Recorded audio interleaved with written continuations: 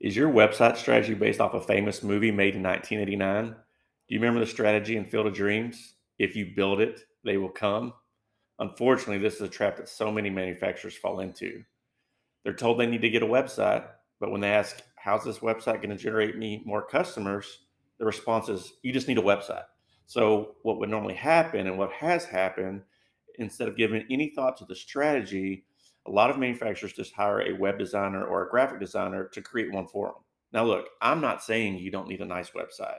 It definitely needs to look nice. It's got to be up to date, modern, and when you click on a button, it's got to work. But don't miss the key part of what a website is for.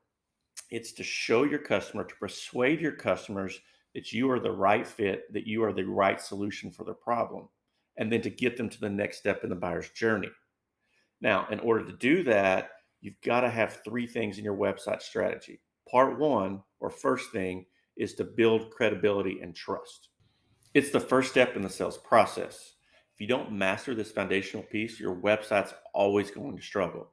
In order to build trust and credibility, you must have one of two things. People must either like you or they must perceive you as the authority. So please stop talking about what you do, but share with them why you do it. People have to connect with you on an emotional level. Now, you might be asking, why is that? It's simply because people buy because they feel like it. And if they don't have that emotional connection, they're not going to feel like buying from you.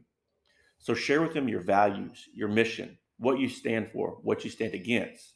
And if you do this properly, it's going to act like a magnet. Not only is it going to attract your ideal customer, it's also going to push away those leads that are never going to convert anyway, because they're not going to align with you. This makes your sales process and your sales team so much more effective.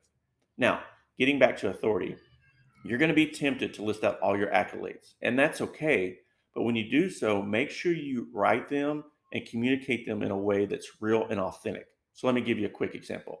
Instead of saying, I'm a top 10 US mattress manufacturer, write it in a way where you say, our mission is to serve small businesses throughout the United States. And because we've done so, we're now, that has been allowed us to be a top 10 US mattress manufacturer. See the subtle difference? Now, what's even better than accolades is testimonials. Solidify in your customer's mind why you are the right company to work with to solve their problem with your unique solution. Stick around for tomorrow. I'm going to share with you the second thing you must have in your website strategy. Now, let me give you a little hint. It's the hidden principle in sales psychology.